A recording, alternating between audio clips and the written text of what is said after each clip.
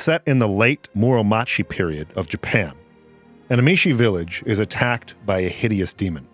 The last Emishi prince, Ashitaka, kills it before it can reach the village, but it grasps his arm and curses him before its death. This curse grants Ashitaka superhuman strength, but also imparts terrible pain and will eventually kill him.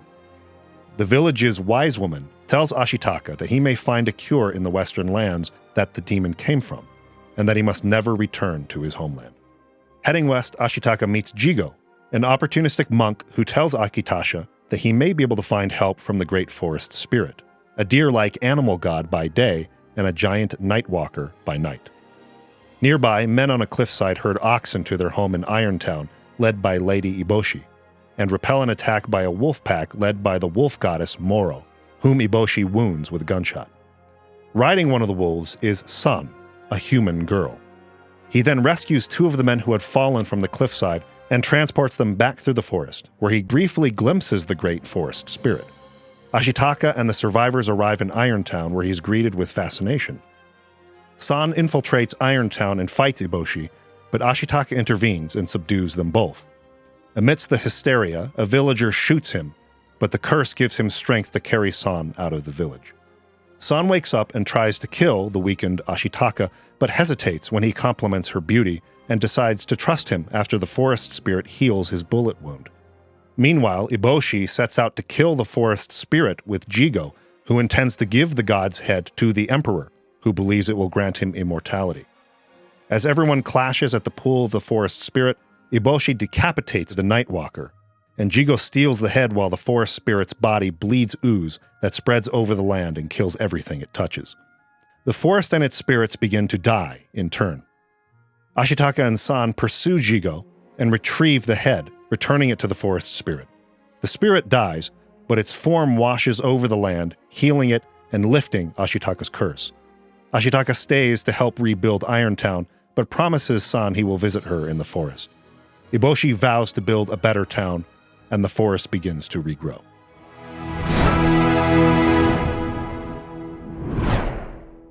Last time we covered a Studio Ghibli film. It was Nausicaa, The Valley of the Wind. Nausicaa. And I called that Hayao Miyazaki's best work. Yeah. I believe I was mistaken. I am not convinced that Princess Mononoke is his finest work. And that might be the case every time hereafter that we cover a Miyazaki every next movie you watch. Is, I actually saw his newest one, the crane, the boy and the crane. I have not seen that one yet. Yeah, it's quite good. It's not quite Mononoke level, I wouldn't say, but it was very good. I have to say, in fact, there's a lot to pick apart in that movie, by the way. It's a very interesting movie. I loved it. But in terms of Nausicaa versus Princess Mononoke, I am still going to hold with Nausicaa. I still have to hold there. I have to say with Princess Mononoke, it was wonderful. And that is, I think that's peak anime, by the way, the look. Yes, it is the best I'm going to get into why, anime actually. I've This is ever the first seen. time they started using computer-generated. But they did it for transitional between keyframes. Perfect. So they really? would hand draw keyframes, and then they would supplement the transitional keyframes with computer animation. Very good. So you get a really smooth look to it that retains its hand-drawn look. Very good. And that's what I love about the look of Mononoke. It does not have those rough sort of in-between transitional frames. And so it just looks really beautiful. I love the look of it. Absolutely. It's awesome. But I do have to say that I got to give an edge to Nausicaa still. Okay, I'm going to tell you why. Okay, please do. I'm going to tell you why. Staying with Nausicaa and I'm going with Mononoke. Perfect. I'm going to tell you why right now. Miyazaki composed the preliminary ideas for what became Princess Mononoke much earlier. Yeah. While he was making the castle of Cagliostro. Oh yeah, that's like his early. That's early. Yeah, early really early stuff. Nice. However, the version of the movie in its final form is pretty different from the original ideas. I'd bet. Yeah. Okay, so he published these in a book that ended up being republished in 2014 or something like that as Princess Mononoke, the first story. So the original version of the story. Interesting. Miyazaki's almost entire philosophy on filmmaking changed after Nausicaa and before Princess Mononoke. So during the production of Porco Rosso. Porco Rosso. I have seen that. Which is actually a good movie. It's fun. It's a very fun movie. He started to become more jaded as a person. Yeah, totally. This is what I'm getting at towards your reasons for maybe not jiving with this as much as Nausicaa. Gotcha. And I'm jiving with it more. Less optimistic. I see what you're saying. So basically, the wars in the former Yugoslavia were going on at the time. That's right, yeah. And he cited as using that as an example of mankind never learning. Right. So he got super jaded about humanity as a whole. Yeah. As he's watching world events during this time. Now imagine that has continued in his older age. So he goes on to say basically that it makes it difficult for him now to ever make a movie like Kiki's Delivery Service again. Yeah, just a fun... Because it felt like children are being born to this world without being blessed. How can we pretend to them that we're happy? So this... Existentialist. Happens That's basically existentialism to him in between Nausicaa and Princess Mononoke, and maybe the jive a little bit that you're feeling. Yeah, sure. Is kind of what I'm thinking might be it.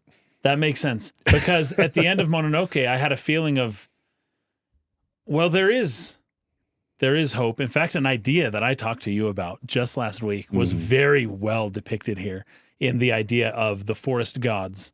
And how after the abscondment, what would you even call that? After the opposite of Advent, after the gods leave, what is left is a fairy, right? Yep. And that what the gods were is not what they are, right? Yeah. But there is still a hint of what they were that remains. I think that's beautiful and cool, optimistic, but at the same point, it is a pessimistic vision of the future or of everything. Yes. Because he's saying these things are going away.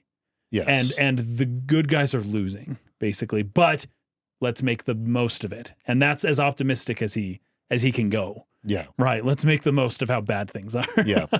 And it's interesting how, it's almost like the role of gods or the influence of gods on the world changes to where it's less of a direct, like, physical influence. Yes. And more of a sort of conceptual or symbolic influence. But now imagine that even that gets deconstructed more and more forever. Sure. And it just goes away. The specialness of anything just disappears. Yeah, we'll get into that. I felt a little bit empty at the end. In fact, I enjoyed Princess Mononoke more the first time I watched it before I understood any of this than I did this most recent time watching it. That being said, I still absolutely enjoyed the movie.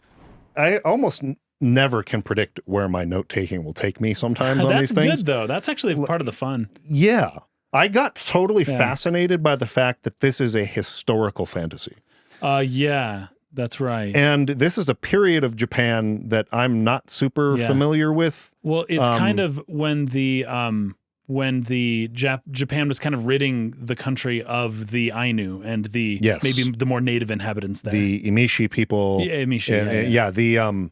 The indigenous northern East Asian descended people who were the original inhabitants of the Japanese archipelago. And then whereas the modern, there's the Yamato but people they came from Korea into southern Japan and then and kind of took over. Yeah. So something like 90 to 95% of the Yamato Japanese lineage comes from that Korean migration. Yeah. And about 5 or maybe a little bit more percent is Ainu indigenous, or Emishi or what they call, I think, the Jomon people, who were the Jomon are thought to have been the people who originally migrated there like 20, 30,000 years ago. Right, and that's what a lot of the ancient artifacts are called Jomon. That's like the old pottery. I think it's like the period. Yes, exactly. So there was an indigenous people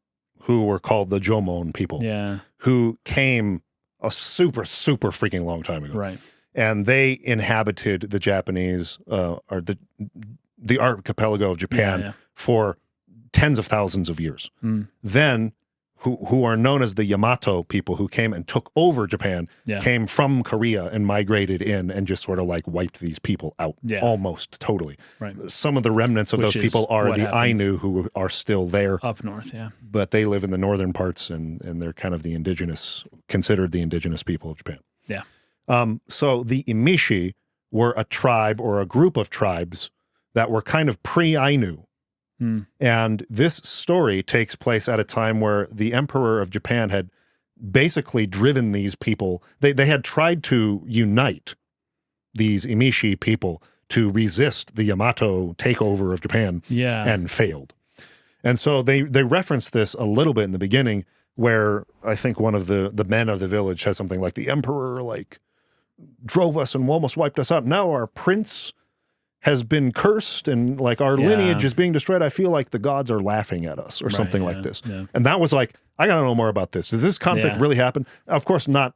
It's a historical fantasy. Of course. Yeah. So anyway, this is the Yamato shogunate that was set up that lasted for like 15 generations until Obu Nobunaga took over. And that's more of the period of Japan I'm much more familiar with. The Sengoku Jidai. Yes. Because that character, well, I guess the real person, Obu Nobunaga served as the influence for the character in Shogun. Oh, cool. That if you've seen that show. I haven't, but I'm aware of it, Yeah, he's not called by his true name in the book. But the inspiration for that show was Obu Nobunaga and the shogunate that was set up after that. That's the period of Japan I'm a little more familiar with. So it was kind of cool to learn more about these people. But he's part of Ashitaka. Prince Ashitaka is the last prince of the Emishi. He's like the final, he was like their last hope for a future. Yeah. And his curse meant the end of their people, more or less. Yeah. And that gives a little bit more meaning, I feel like, to how bad this boar attack is at the beginning. How devastating it is for their culture. So it basically spells it doom for the Emishi people that this happens. Because their laws prevent him from ever coming back. Right. She says, you have to go to the West. It's your fate. You rise to meet it, or you let it take you, or whatever. But it means that you have to leave, and we will not watch you go. Our laws prevent us from doing that. In fact, no one's even allowed to see him as he goes. No. But a His woman sister breaks the rule, Yes. and then gives him a little necklace piece. Yeah. And then he goes, I don't know what happened to her, but you would think that if they're following the rules that strictly, that there's a harsh punishment to people who break those laws. Yeah. And that it could be that the sister gave a very high sacrifice to give him a gift as he was leaving. Yeah. But also there's some modern parallels too. Of course, there's the historical stuff, but when you talk about from Japan's perspective, somebody from Japan being forced to go westward and never being allowed to return back eastward. There's a microcosm within that story of the greater Japan, right? Which is a country that has gone west and can never return back to where it used to be, back to the world that, maybe in some ways described throughout this movie. Yeah. It's like we have all gone west and we've lost it. We followed the ways of metal and wheels, right? Just like Saruman. We can't go back now. We're stuck. We can't even if we wanted to, we can't believe in those old gods anymore anyways, even if we wanted to. This was a major sentiment. Destroyed them, that sort of drove Well, I don't want to say destroyed them because it built their current society, which is quite technologically impressive. It destroyed the old spirit of Japan. It demoralized them, is what I would say. Yeah. It demoralized Japan. And it's something that they still have to deal with because like they like all the cool technology, just like we do. But they really feel that something's been lost. And suicide rates in places like Japan and Korea, where they have this deep sense of loss for their culture, are extremely high. Yeah. Yeah, this is a huge sentiment of like The Last Samurai, for instance. Like the emperor, of who we the are. emperor was just fighting with this exact conundrum. Yep. Like we have to modernize to keep up with the rest of the world, or else we're going to be left behind.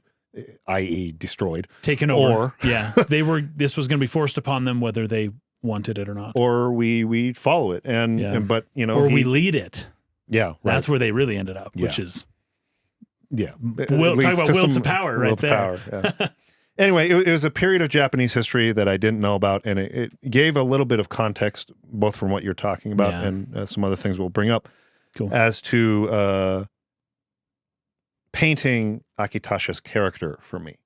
Because I think what I took away from this movie on this viewing, I guess this viewing and the one before that, just from a few months ago, right? Yeah. So my two very recent viewings of the film, what I took away from it is all centered on Ashitaka. Yeah. And it's interesting to me that the movie is titled Princess Mononoke. Miyazaki didn't want it to be called that. Oh, he didn't? He wanted it to be called The Legend of Ashitaka. Well, I was actually about to draw a parallel to The Legend of Zelda, but we will definitely do that because there's a lot.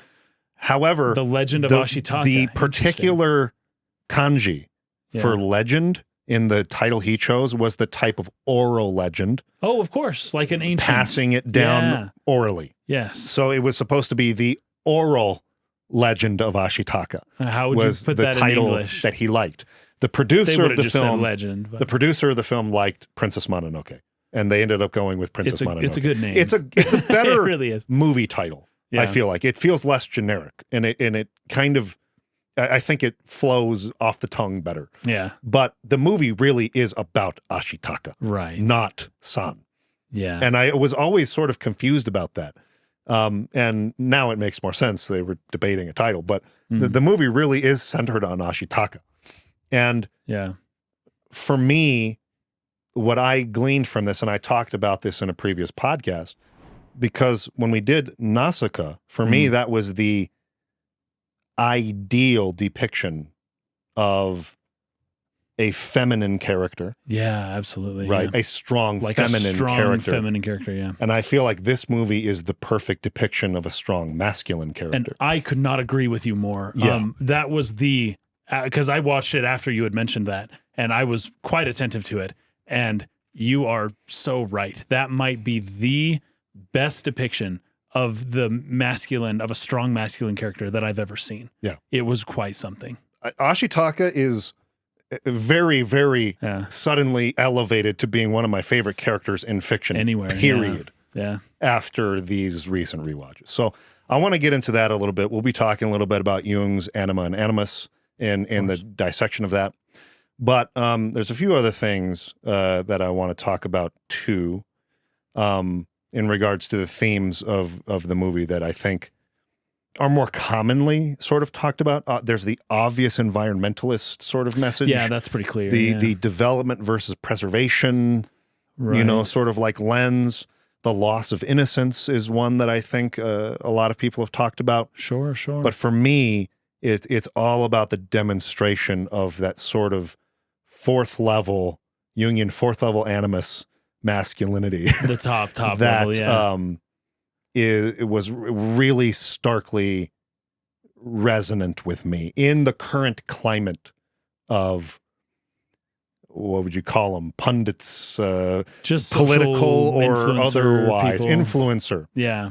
There's a lot of heated, I feel like, I don't even want to focus on the debate. I don't want to focus on those who are taking advantage of the internal struggles, because the struggles that are boys real. are feeling. Yeah. Like boys are feeling lost. Oh, absolutely. In our current world. Yeah. And they have voices all around them who are telling them you should feel this way or this way about who you are as a boy or whatever. And again, I'm not talking, I don't want to talk about those voices around or those philosophies around it. Sure. Because just there are many points with which I agree. And there have been really, really bad examples of masculinity and power that have been extremely oppressive. That's all true. And so there is a strong resistance to that sort of traditional way of viewing masculinity that I think I am saying I believe it's warranted. I see the need for us to examine that. There is also a tendency on the pendulum swing of societal change that tends to overcompensate, or at least in their attempts to make the desired change, which is coming from a place of goodwill, I feel like, you're causing some damage that might be unforeseen in the way you approach making that point or in trying to address it. And so there is another force on the other side that tries to swing that pendulum way back the other way. And there's this overcompensation happening that leaves boys, or I don't want to say boys, I'll just say people who identify with the masculine, who they feel like that is who they are. They are left confused by this war happening all around them about what role that plays, about how they should view themselves and what they should or shouldn't do, or what they should or shouldn't feel guilty about. There's a lot of guilt associated with this. And anytime there is guilt or shame associated in talking about a person's identity, it's bad waters. It's bad territory. It's horrible. And especially young people. Yes. Right?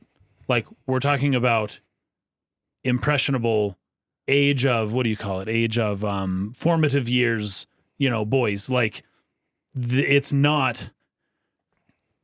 And here's the thing. Things seem a lot more simple on the extremes.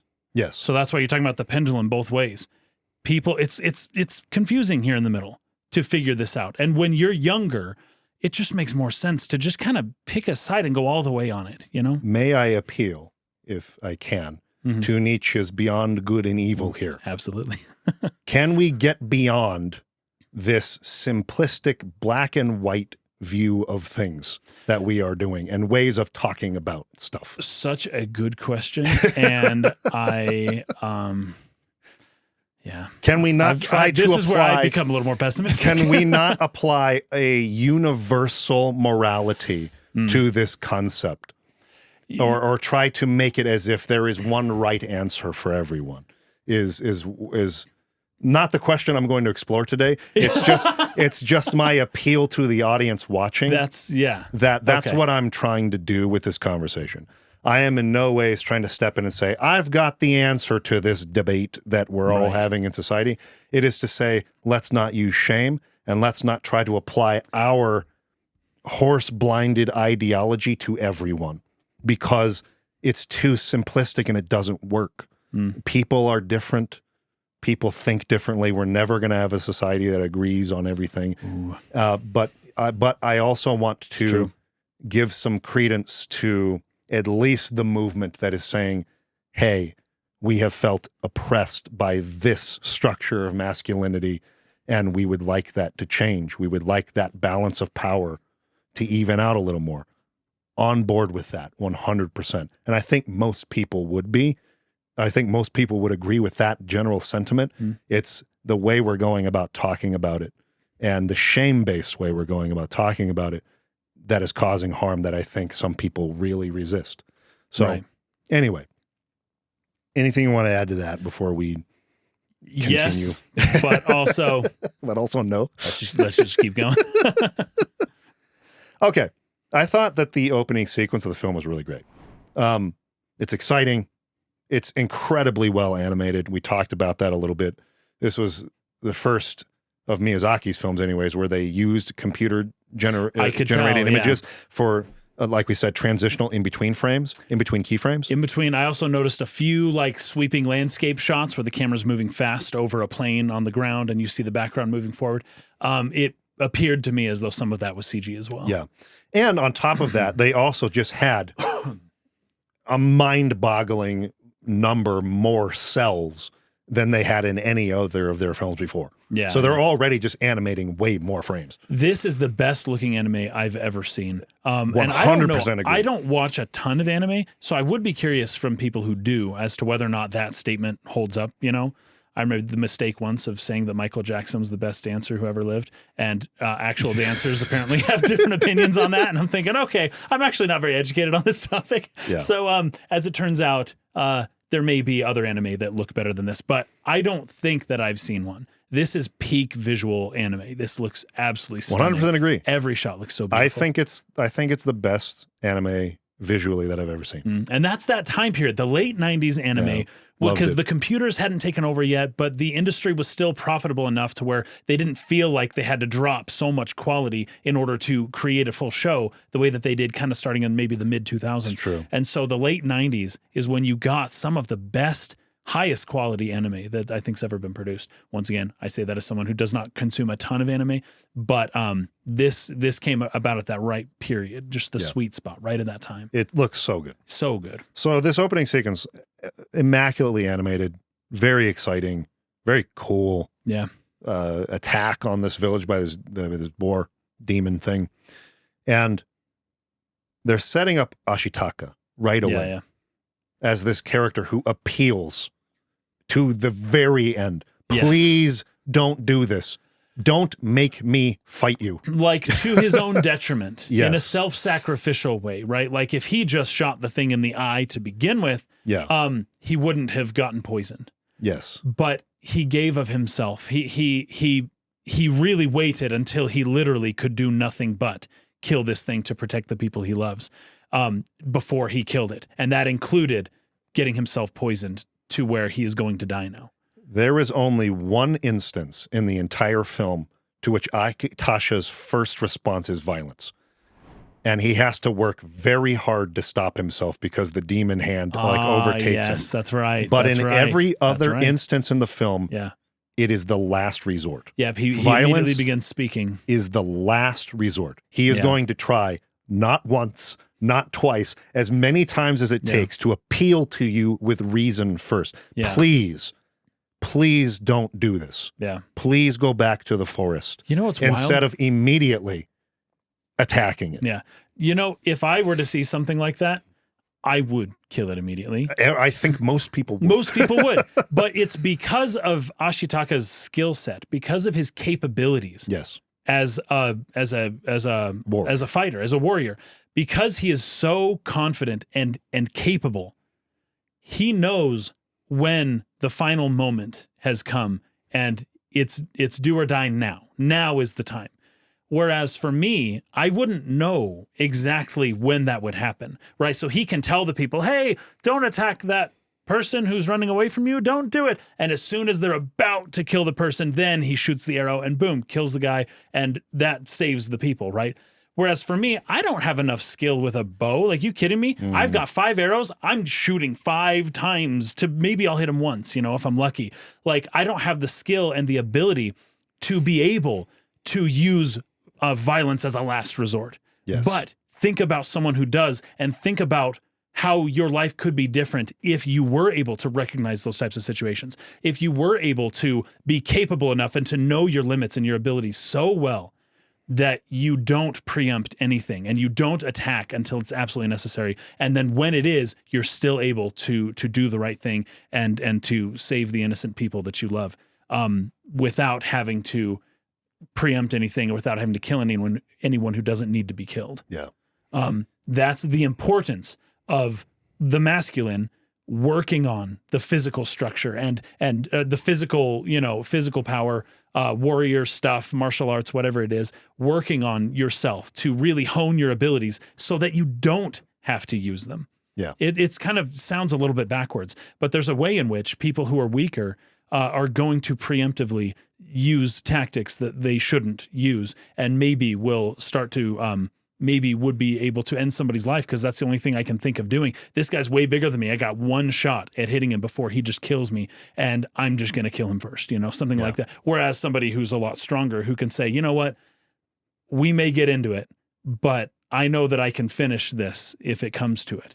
And for that reason, I'm not going to start the fight. Yes. This is all part of what I'm going to talk about as animus development. Yeah. But I think it's even present early on, and the fact that he's just talking to this monster or the people who are trying to kill the villagers. He's just using words until the last moment, but that's because he's skilled enough to still be able to do what needs to be done in the last moment. Yes.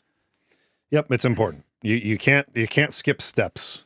You got in the animus development. You got to develop the animus. You got to become a beast, even if you feel like, it's violent. I don't want to do MMA or whatever. It's like, yeah, well, what are you going to do then? You know, sometimes war is upon you, whether you would risk it or not. Good. We always got to throw the Lord of the Rings every references time, in every episode. You referenced Zelda earlier. Let's just get this out of the way. Yeah. Zelda has clearly been inspired by this specific movie. Princess Mononoke. Since I saw a lot of Breath of the Wild a parallels lot. Here. And Tears of the Kingdom too. Tears of the Kingdom, his arm is cursed. Yeah, the arm, that's right. Just like in this movie. The little forest spirits are very much like Koroks. Yeah. The whole look of it, very much the Breath of the Wild, Tears of the Kingdom. Yep. But even before that, I think you see roots of it even going back to earlier Zelda titles. Even the Koroks of, say, Wind Waker, they click then because of that's right. Very similar sound. And that is based on a kami?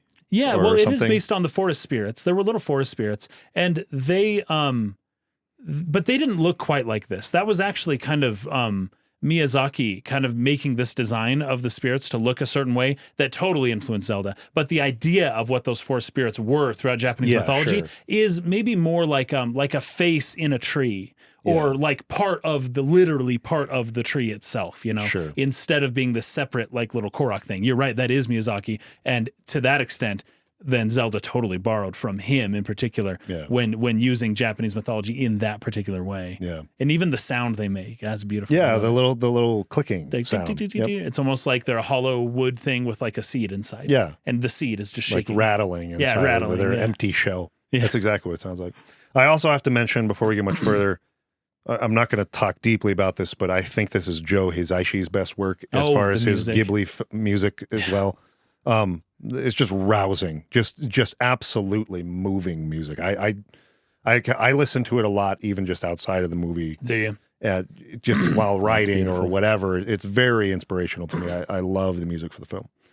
Yeah, me too. But, so he gets cursed, and there are some very key lines here that the wise woman offers when she's sort of diagnosing him, right? Yeah. You cannot alter your fate, my prince. However, you can rise to meet it if you choose. She then shows him the iron ball that the boar had consumed that drove it mad, right? Turned it into a demon. They didn't know how this happened. No. We find out later that's a bullet. That's a big old bullet that got shot, and they thought the boar consumed it. Yeah. It's like, well, in a manner of speaking, he may have. But this was forced upon the bull, and he was shot, and that the iron inside of him was poisoning him. Right. And then she says, there is evil at work in the land to the west, Prince Ashitaka. It's your fate to go there and see what you can with eyes unclouded by hate. That's it. That's my first note here. That's the theme. The setup to what this movie is about, in my opinion. Yeah. To see with eyes unclouded by hate is his job if he wants to find a cure to this curse. Yeah.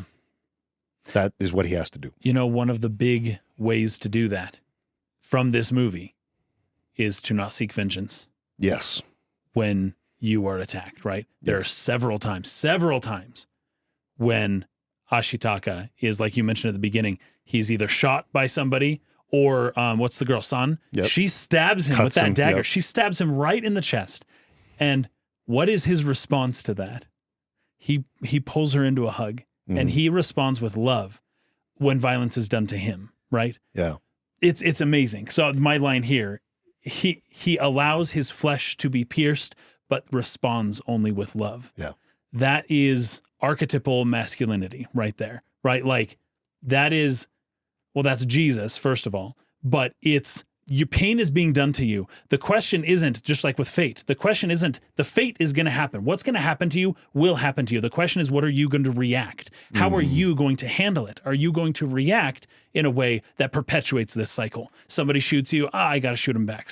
Now, I say this with the full disclosure that I am not really like Ashitaka, and that in my opinion, there is a time to kill. And even Ashitaka does so. He does so, but not always in his own defense. He does so in the defense of others. Yeah. When he is attacked, he's strong enough to move on, to just kind of move on, especially if it's by someone who maybe accidentally shot him or who someone he loves just hurt him horribly.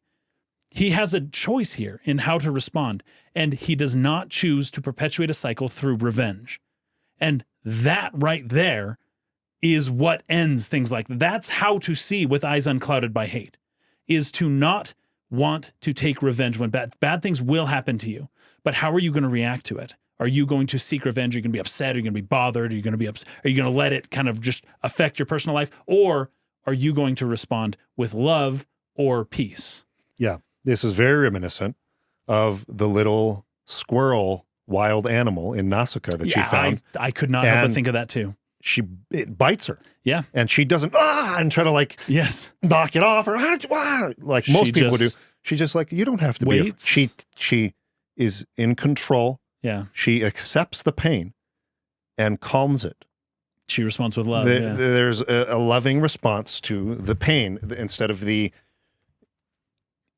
intuitive, natural reaction to avenge oneself of that pain. Yeah, to either hurt the thing back or to respond with fear, which is a lot of the theme with Nausicaa. Yeah. It's don't be afraid, because fear leads to rash decisions, right? And also, really try to see past this stuff. Try to see beyond what superficially is happening into the deeper importance of what's happening. Right. So this is all key to building Ashitaka's character. And like I said, there's only one point in the film, only one, where he's tempted for a moment to react with violence first. That was clearly a representation of his subconscious. Yes. His subconscious mind was like, kill, right now, kill, do it. But his conscious mind was able to kind of tamp that down.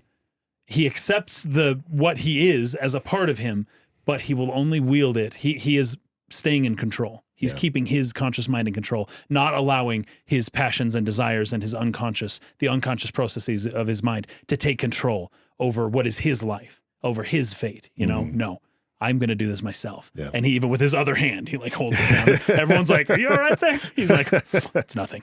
It's nothing. You don't need to know. It's great. Okay.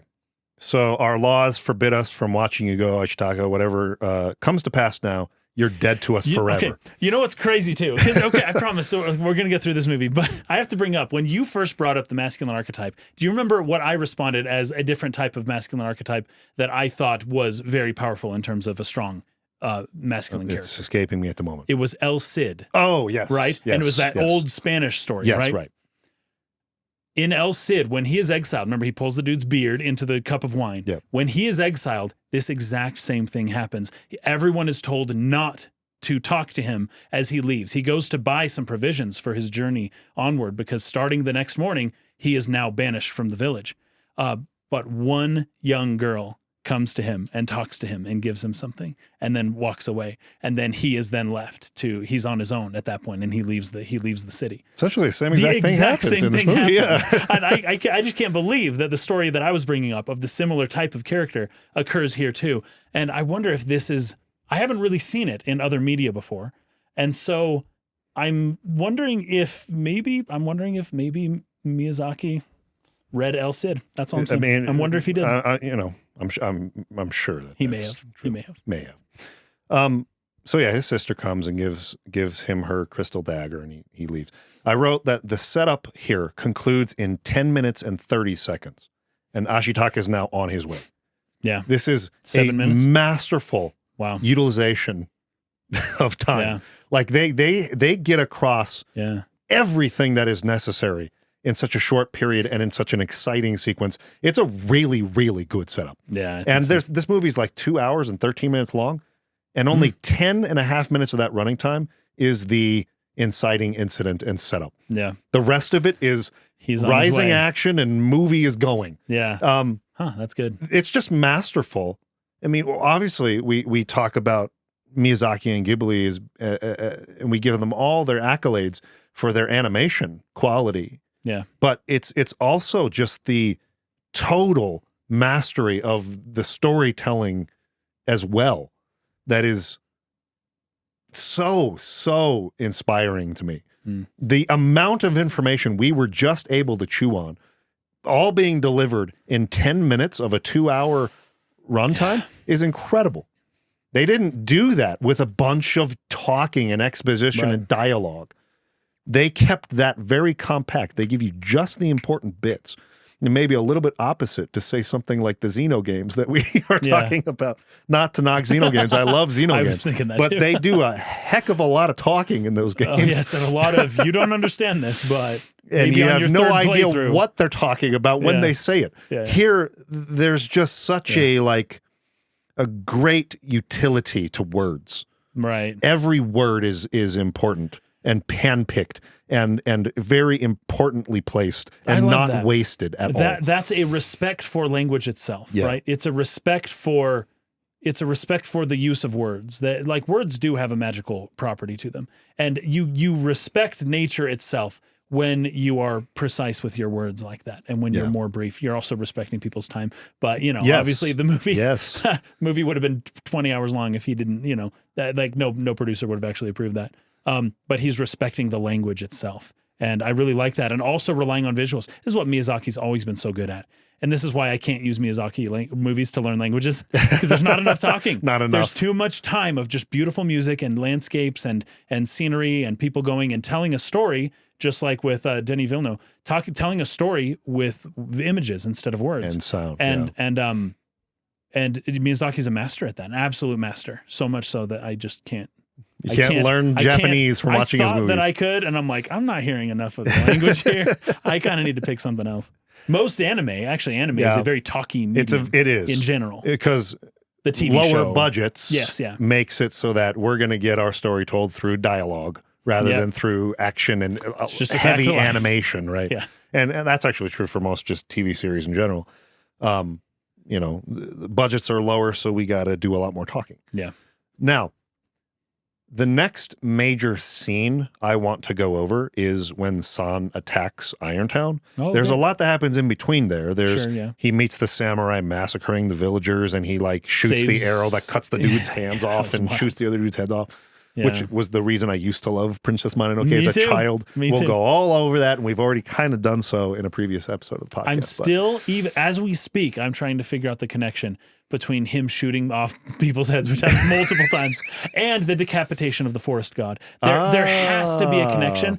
I have as yet figured it out. Maybe someone in the comments will be able to help me out there. There is a connection. I just don't know what it is yet. Yeah, and then he meets up with Jiro, who helps him out because he's only got like a little gold nugget, and he's like, "What is this? Give me my rice back." Yeah, He's like, "Are you kidding me? Do you know how much this is worth? This is real gold." So he helps him out. Yeah. And this is another thing about this movie that I think is excellent. We talked about Beyond Good and Evil here a few minutes ago. Yeah. This movie is very much embodies the idea of Beyond Good and Evil. Right. Who is the bad guy, who is good, who is evil. There is no villain in this story. You think there is. And as you move on, he introduces probably 4 or 5 different villains throughout the story. Yeah. And by the end, you're like, oh, none of them were actually villains. None of them were actual villains. Yes. When I first watched this movie, I thought the forest spirit was the villain of the movie. Yeah. That's what I thought. Because also, even before he turned into a big monster blob, he was kind of creepy looking. Yeah, so I was like, this is a bad guy. I'm getting some weird feelings here. Yeah. But yeah, they're all nuanced. Yes. And this is the setup for Jiro, because Jiro feels like a villain in the latter half of the movie. But right here, he helps Ashitaka out.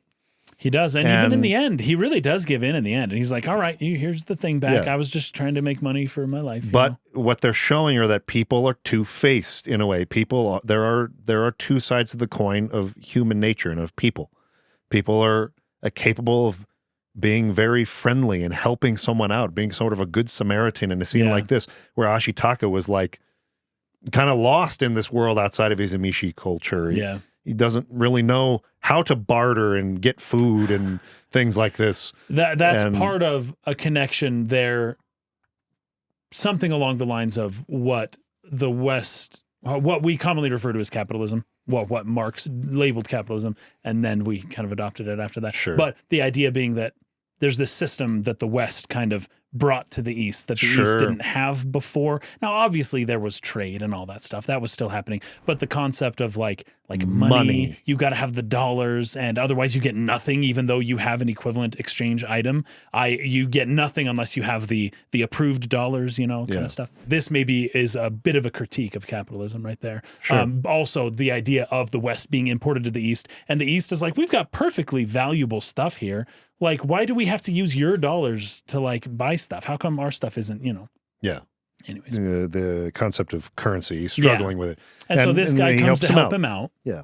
Helps him out and gives him good advice. And, I notice we're being followed. We should probably lose these guys. Yeah. And then he cooks him a little dinner, and he's being very friendly. And he just comes across as this friendly, fun-loving older guy. Right? Did you notice the shoes he was wearing? Yeah, they're elevated. They're elevated. Yeah. Most elevated shoes in Japan have two. Oh, he only had one. That's true. One. Yeah. He only had one. Now, there's a demon in Japan that wears those shoes. Really? And only one. Oh, only one so sleigh. it's a foreshadowing. It's a foreshadowing thing. thing. And you know what's really funny? This is along with the Grimm's fairy tales. Often in a lot of the Grimm's fairy tales, the character will meet the devil, and they won't know it's the devil until they look at his feet and they see he's got a goat leg. Oh, one of his foots is a goat hoof. Oh, I'm talking to the devil. Okay, he's making a deal with me. You got to be aware of what's happening, right? And the way that you're aware is look at his feet, look at how he walks, look at where he's standing and how he's standing, right? And it seems like a similar type of idea is conveyed here with like, this guy looks super nice and wonderful and all that stuff, but he's wearing devil shoes. Well, demon shoes, whatever. And even the word demon in Japanese isn't exactly one-to-one in English. But there's a hint of something to come just based on his shoes alone. That's very interesting. Very interesting. But then we get this whole setup to Irontown, and I just love it. Yeah, he endears you to these villagers. To the villagers who were injured that he rescues and carries back through the forest, even though he himself is like dealing with his pain, and like they're just kind of like dumb, fun-loving people, and the women are sassy, and like, but then you get context to that. It's like they were all prostitutes who were sort of rescued out of their situation and brought here to a place where they feel like they don't have to be used anymore, and they can take some power in their lives. Right. And Lady Eboshi is the one who did this for them. She's the one who did it, and she's the one who's trying to kill the forest spirit and to destroy the world of the Emishi. Yes. Yet here she is. She's nice to the lepers. She's inviting old, old former prostitutes, former prostitutes to come and work for her and give them meaningful work outside of the brothel. And what's hilarious too is that these women, of course, have found, husbands amongst the men here. And my initial reaction was like, these men are dopes and these women are awful. Like my initial reaction is like, these are like just a bunch of like awful people who are trying to like live together. But you're right. It becomes very endearing. And the way I kind of resolved it in my mind was like with what we talked about with Hobbiton, with Lord of the Rings. Sure. The rumor spreading, the hobbits and how they can sometimes be as they're trying to just live a simple life, They're very gossipy. Very gossipy. A bit very jealous and all that stuff. Petty people. But there's something endearing about them. And as we see the dynamic between the men and the women of that town, it really does become endearing. I was like, am I supposed to like them or not? And the question isn't, are you supposed to like them or not? The question is, like, I'm trying to think of how exactly to put this. The question is, are these people... People are complicated. Are these people... People are complicated. I do like them. And what you see at face value is rarely what they are. Right. Like there is an element of, you learn the backstory of these were all girls rescued from brothels. And then you see that, and you see the way that they're overcoming that or making this new life for themselves. And you really admire the spirit behind that. That's it. You admire them. You start to admire all of these people. But even though it's like, no, they aren't behaving in a polite manner the way that I would assume so, given my upbringing. None of these people. But you end up admiring them nonetheless, and you end up understanding them. That's way better than just superficially liking people when you see them in a movie, is like being able to actually understand them. And I felt like I understood them, and I was able to understand their dynamic too. Like, why do these women put up with these men, and why do these men put up with these women? Like, why do they put up with each other, right? But then you see the context of the show is like, oh, that's why. These women are very, I don't just want to boil it down to utility. They're useful, they're smart, they are kind when they need to be. They don't always need to be, so they aren't. Now, okay, that's different, but they grew up in a brothel. What are you going to do? And these men, right, they are valiant. Like, these are people who will sacrifice their own lives to defend this town and these women and the structure that they've built here. But at the same time, they're also like just kind of stupid. Yeah. And like, they don't deserve. Part of me initially thought that they don't deserve each other. But then I came out in the end thinking they absolutely deserve each other. Like, these women deserve these men, and these men deserve these women. And there's actually a beauty there that I was able to kind of dig up a little bit after my initial reaction of like, this is important. And I don't even really know what else to say other than that. But what I saw, the interaction here felt more real and more important than most of the interactions that I see portrayed on media between groups of people. This is a society of outcasts. Yes. Yeah, that's it. Who have been thrown to the dirt by the greater society lying outside. Yeah. And have found a reason, as the old dying leper man says, found a reason to keep living. I want to go over his quote because I think it's super profound. I'll go over it word by word. But when you get that context behind who these people are, like you said, you understand them. You can forgive some of their, what's obviously going to be difficulties in maybe getting along all the time, or in conforming to our ideals of politeness or etiquette. Right. When you understand where they come from and you actually admire the way that they are continuing to find purpose and meaning in their lives and defend their right to live and seek for happiness and thrive. And that they don't have all of the context and understanding about the world that Ashitaka has. Right. So they can't be held to the same standard as him. That might have been a big one right there. Now, that being said, like, that dude died and is barely alive still. And his wife is just like berating him and calling him stupid. And I'm just like, why would you do this? And that was just the introduction to these characters. I don't think even, if you're going to say morality is subjective, that still should not be a thing that anyone ever does. But there's a reason why Miyazaki introduced the characters the way that he did. I think he wanted me to feel that way. Yeah. I think he wanted me not to like the men or the women of this town, because that's how the greater society at large feels about these people.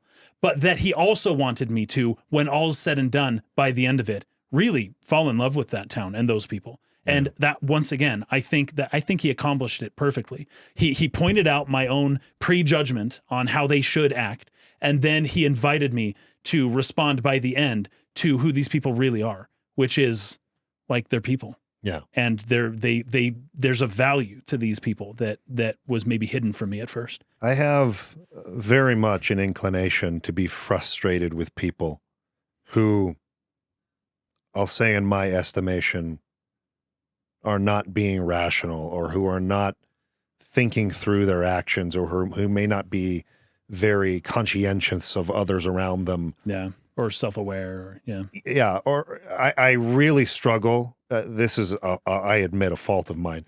I really struggle with people who aren't coordinated. Like, because to me, coordination is more a measure of your conscious awareness than anything else. Are you paying attention to what you're doing? Right. Are you aware of what's going on around you? Are you making an attempt to be aware of those around you?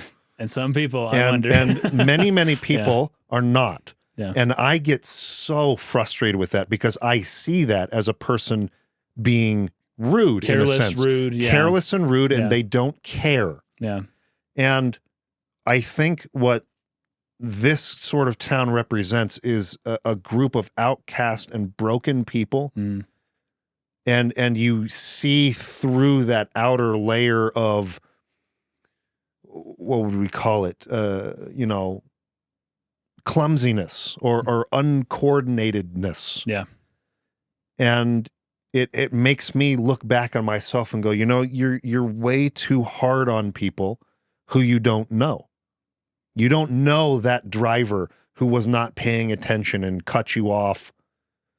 You don't know their life. You don't know what they're going through. You're seeing the lack of conscientiousness, the lack of awareness, and that makes you angry, because if I were to make a mistake like that, that would mean I, who I know am very capable of being aware and who takes great pains to not get in other people's way. If I were to do that, it would be a sign that I'm being careless or purposefully trying to be rude to somebody. So you're projecting yourself onto other people. That's exactly what we do. Yes, we project who we are and what our capabilities are onto others, and don't realize they don't have the same capability. Right. Yes, exactly. And in many ways, maybe you're the deficient one. I am also deficient in certain ways that other people are not. Right. And I would hope that they would be patient with me in those cases. Right. So what am I doing here? Why am I not affording that same grace to them? Right. And I think that Ashitaka really has to get a handle on that here, because not only are these people in the ways you're talking about a little bit rough, they have no care whatsoever for the animals in the forest. Right, they don't. And it's angering him to listen to them talk about it this way. That's right, because at least in part, it's like society thought little of you because you didn't fit in.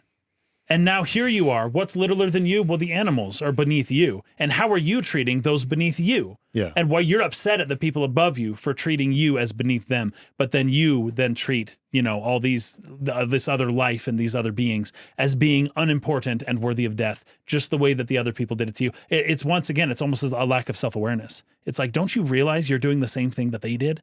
Yeah. It's exactly right. So he can't, but it's something that he has to kind of learn to kind of realize, like, this is a way of life, right? And this is the way of metal. This is the way of metal life, right? Yes. And that's how these people live, and that's what they know.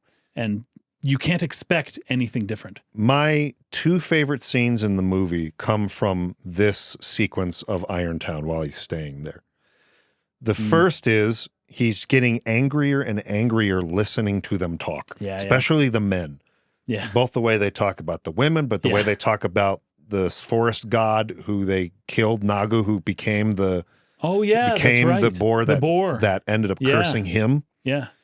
The way that they talk about weapons and creating, better ways of sort of like killing dealing these things, and killing. He's getting more and more angry listening to them. And he's trying to keep his cool. But he's visibly, the only time in the movie in which this happens, visibly becoming angrier and angrier. Yeah. And it comes to a climax when he's talking to Eboshi herself and realizing she used the gun that actually cursed the boar that cursed him. Right. And just how little she seems to care about that. Yep, not at all. And she apologizes to him, but she clearly doesn't care about the forest or the god that she cursed. I would question whether or not she cared much about him either. That's true as well. She's got a job to do. She's leading a city, and the city's under attack. And how sorry can she really be that you got affected when all of her people or their lives are in danger from these beings and this constant attack on this town? You see the way the town's built. It's fortified, like kind of off of a mountain in a lake a little bit, and it's just got spikes and spears all over it to prevent invasion. And then these big walls and gates, except for one entrance at that part, and otherwise they're surrounded in water, right? This is a heavily fortified area that is protecting itself against attack all the time from humans and beasts alike. Yeah. Right. And so she's like not feeling that bad that one of the things she shot hurt somebody else down the road, Yeah. Okay. So I want to read what happens here, because what she's saying, Eboshi, is when the forest has been cleared and the wolves wiped out, Yep. this desolate place will be the richest land in the world, and Yes. Princess Mononoke Money. will become human. Princess Mononoke, princess of the spirits of ghouls, beasts, and ancient gods. The wolf stole her from us, and now she lives to kill me. The legends say the blood of the great forest spirit can heal anything. Perhaps it could cure my poor lepers. Might even be able to lift your curse, Ashitaka. She intends to kill the forest spirit to help her people, her lepers, you know? Right.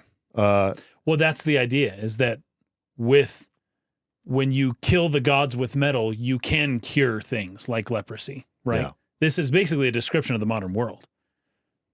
But is it always worth the trade-off? Yeah. Right? And Miyazaki would probably say, well, I don't know. This is where we are anyways. He's just being descriptive about it. This is what happened. This actually helped me to like the movie a lot better too, when I realized that this is less Miyazaki saying this is how the world should be. This is how I want it to be. And a lot more of him saying, just look, this is how the world is. And for me, because I was reading a lot of pessimism into his language of like, this is, you know, here we go. Here's the world at the moment. But when you realize that he's really just being descriptive of what happened. Yes, metal killed the gods and it cured the lepers. And here we are now. This is it. This is a description. Yeah. But now we have to at least recognize what we did to ourselves and to nature and to the past and to tradition and all that stuff. And maybe find some way to recover what little bit of it we can. Yeah. You know, and I can't agree more with what he's saying there. That's a very good theme. But also he's really just describing the world. He's just saying this is what it is, you know? Yeah. And, you know, when you read it from a prescriptive, you know, lens, through a prescriptive lens, it sounds like it just doesn't seem like it's a very good theme for a movie. But in a descriptive point of view, you know, like, what are we going to do now? So he starts getting so angry listening to her. He's just fuming, and his arm starts taking over, and he starts reaching for the sword. Yeah, and that's right. He like almost starts to pull it out, and he uses his other hand to like hold it, and like, and she's like, "Does that arm of yours want to kill me?" And he says, "If it would lift the curse, I'd let it tear you apart." This is very not Ashitaka. Thing to say. No, it's not. It's not. But he's being honest. Yes. He's being very honest. He didn't say no. He spoke honestly, and he spoke from these are the influences of his being on his mind. Yeah. Yes, I deep down want to kill you. Yeah. I would tear you apart, even without the curse. Yes.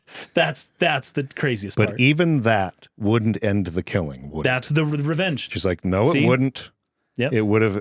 It would have to kill, you'd have to kill, or your hand, your arm, would have to kill all of us to be at peace. And this leper cuts in. My lady Osa has something to say. This is so good. I love this character. And this is the old guy on he's sort of on the deathbed, right? He's basically on his deathbed. Yeah. He's totally wrapped. You can't see his eyes or anything. So, forgive me, my lady. You must not make light of the boy's strength. Young men, I like you. I know what rage feels like. Mm-hmm. Cuts, dude. I know what rage feels like. I do too. And grief and helplessness. But you must not take your revenge on Lady Eboshi. She is the only one who saw us as human beings. Right. We are lepers. The world hates and fears us. But she took us in and washed our rotting flesh and bandaged us. And then the guy next to Osa. It's a very anime thing. Yeah, very anime thing to do. Yeah. Life is suffering. It is hard. The world is cursed. But still you find reasons to keep living. I'm sorry, I'm not making sense. Right. You're making all the sense of the world to me. That's the most sensible thing anyone said. Yeah. That's like literally the most sense anyone has ever made ever. Yeah. And that advice I love it. The advice was offered so humbly as well. Yes. And this gets him back in the right frame of mind. I love it. It like gets Akitasha back to being Akitasha, because in the next scene is where it's my absolute favorite scene of the fighting, whole film. Yeah. San attacks the village with her wolves. And they're all shooting at her, and they're all planning, all right, like aim. When she hits the ground, fire. Yep. And Ashitaka's trying to tell her, no, like go back to the forest. Don't do it. And he's like now attacking, like he pulled off like a piece of the roof and like threw it down at them and was like trying to stop them. and he cannot convince them by talking to them. Yeah. They just will not stop fighting each other. It gets Which to the is point fine. That was the first recourse, though. Yeah. He didn't start with something else. He started with talking. Okay, it didn't work. That's fine. There are still other recourses. Yes. Before you have to start killing people. Yes. And so it gets to the point where San and Iboshi are fighting each other, kind of in a circle of villagers. They're just slashing back and forth. And Ashitaka just stands up, and like the power of his arm just starts going wild, right? That's right. You can see the little worm things. He's totally calm. Yeah. There's no rage or anything. This is an act of love he's about to commit, like we were talking about earlier. And he just starts walking forward, and the guy who's like the captain of the guard is like, don't step any closer. He's got his like big, what is that sword? It's not a katana. It's the really long one. I forget the name of it. The washing pole. He's holding it out there, like pointing at him, and he just grabs it and just bends it. Yeah. And very calmly says, please stand aside, and just walks past. And he goes right into the middle of them fighting, and he just blocks both of them and stands in the middle. And his dialogue here is fantastic. I have to skip forward a little bit here. Stay your hand. The girl's life is mine now. He's not asking. He's telling. He's also not oppressive in the way he approaches it. He's just making a statement of fact. Yep. It's like, you're very calmly. Fighting, this is the reality. The reality is her life is mine now. Yeah. I'm sure she'll make a lovely wife for you, she mocks. There's a demon inside of you. It's inside of both of you, he says to them. Yeah. Look, everyone, this is what hatred looks like. This is what it does when it catches hold of you. It's eating me alive, and very soon now it will kill me. Fear and anger only make it grow faster. I'm getting a little bored of this curse of yours, Ashitaka. And so she tries to like attack him again. He just knocks her out, He shoulders them both. Says, someone come take her away from me. Yeah. Hands her back over to the town and says, I'm leaving now. No, you can't leave. We're not going to let you. The we woman want her as prisoner or something. Yeah. The woman whose husband was killed by San's wolves. No, she took my husband away. I'm not going to let you leave. She got a rifle pointed at him and just looks back at her, who just a few minutes ago when he was in there working with them, they loved him, in the what do you call it, the bellows, for the iron, when he was in there, all the women loved him. He just looks at her and she can't do it, and so he just turns and walks away, and then someone else like bumps into her and accidentally shoots him. Because there's no safety on these things. I mean, it's, he gets shot like through the freaking chest, and just keeps walking,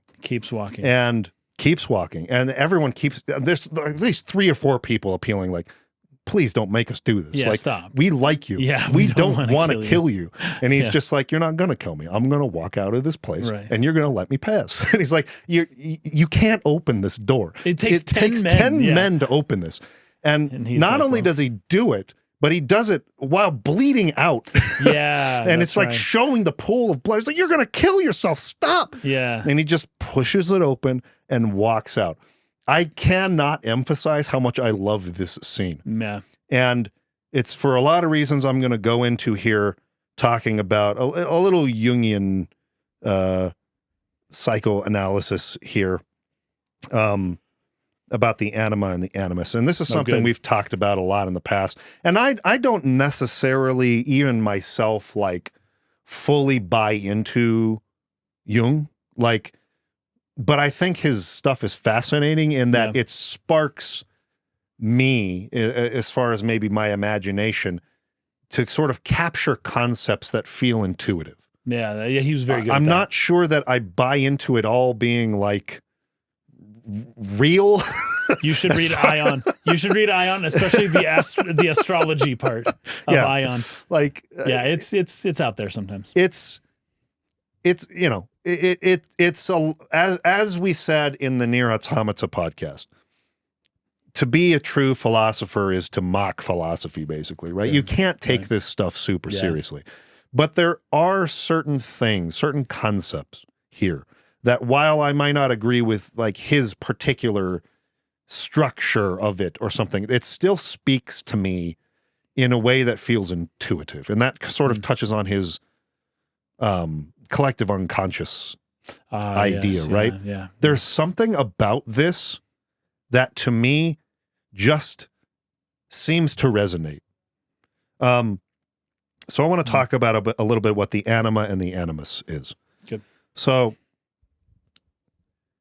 these are dualistic Jungian archetypes, where essentially the concept is that if you look at the symbol of the yin and yang, you have the half that is black and the half that is white, Yep. but within those are smaller circles of the opposite. It's brilliant.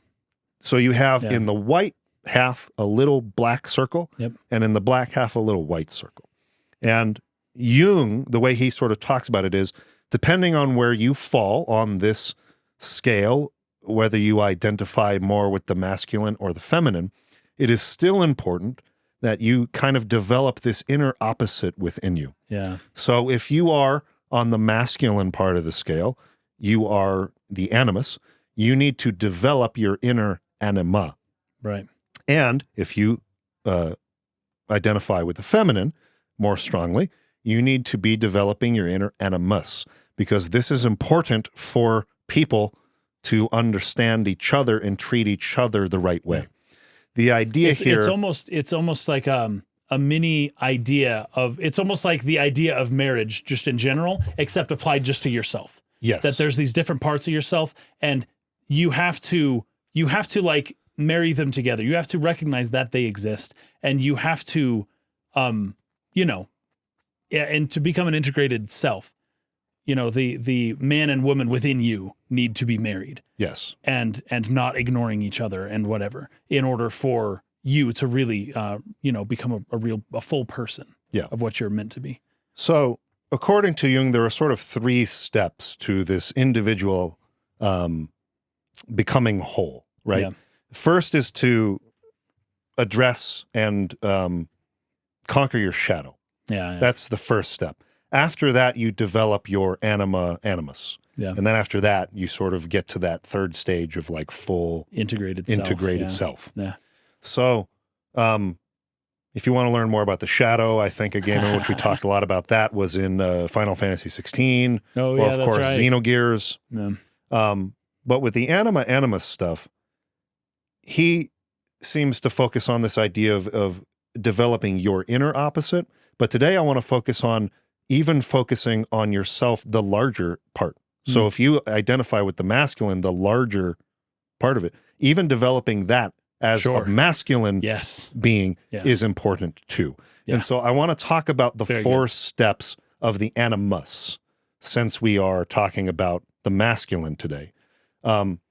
We have talked about in the past at length the 4 steps of the anima, the stages. Eve, which goes to, can't remember second step, but then to Mary, and then to Sophia as the final step, right? But the 4 stages of the animus we have not talked about. Right, that's true. And so I want to do that. The first step is Tarzan. Yes, that's right, yeah. The wild man. Enkidu. This is straight up Enkidu from the Epic of Gilgamesh, right? Yes. Just the wild man living amongst the leaves, living with the animals. Yes. I love it. The man of mere physical power. Yeah. The animus first appears as a personification of mere physical power, for instance, as an athletic champion or muscle man, such as the fictional jungle hero Tarzan. Very good. We talked about this for a long time in a previous podcast episode where I was saying, it seems to me that as a response to a certain wave of philosophy about how we should teach our young boys or masculine-leaning children to behave when they have those tendencies. There's a little bit of some guilt and shame, I feel like, that's involved in that particular way of going about talking about it, that is pushing another side to really come in, and what I feel like they are doing is strictly fixating on level 1. Fixating on the Tarzan level. That's probably true. Which I also think is a problem. It is a problem because, at least in part, level 1 doesn't need to be taught. No. It's level 1. Your kid, I have 3 sons. Yeah. They are all Tarzan. Tarzan comes pre-programmed, right? Yeah. Level 2, 3, and 4, those ones are maybe more socially acquired. Those ones aren't so Yes. easily obtained. Right. Whereas level 1, though, that's pretty natural. And at least in part, I think a lot of certain elements of level 1 masculinity are really hammered out of kids in elementary school. And it maybe has become a process more recently of regaining even level 1, right? Because I probably can agree up to that point. But don't overdo it, man. There's steps beyond that. Yeah. I mean, let's put it this way. But you do have to go through level 1 first. Let's put it this way. It is men at level 1 who have not integrated beyond level 1 who do a lot of the damage that is causing this resistance to it. Who see masculinity as Tarzan. Probably They're true. seeing it as that's what masculinity is. Masculinity is this big muscle Tarzan, I conquer and defeat everyone around me and dominate. That's what they're seeing masculinity is, and it's not. Right. It's literally the lowest level of it because of what you said earlier. Yeah. It's only because Ashitaka has mastered his Tarzan level that he is so comfortable with when and where to apply his physical power. Yeah.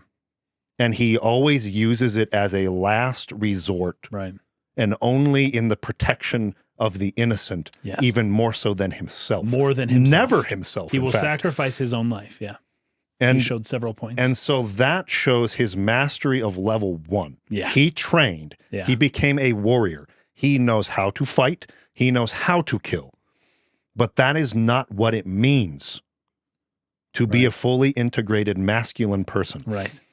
Here would be a question in general, because now I'm thinking about probability statistics. How many people actually make it past level 1? I know. And that can maybe be a depressing thought. Many people don't. And often it's not their fault. They don't have a role model. They don't know who to trust. They're raised, maybe on the streets with younger people like them instead of, adults. And maybe, maybe they just don't want to. That's a big issue now today as well. When we talk about Carl Jung and then the stage 4, really fully integrating these things into yourself, very few people actually reach that. Yeah. And so that makes you think, well, gosh, how many people would that even be an option for? I think it's an option for everybody. I really do. But if you're going to be realistic about it, it's like, man, most people really are stuck at level 1. And that's when you talk about, these people, these influencers, these people who show up, that least common denominator. If you want a high subscriber count, if you want lots of people, go to the least common denominator. That's always level 1. It's always going to be level 1. And I don't know, I would say more than half of men are really stuck at level 1. They and are. that is the biggest market, if you're going to talk about a market. And that's the problem we should be addressing. Yes, I rather totally than agree. painting masculinity as if it is only this. Right.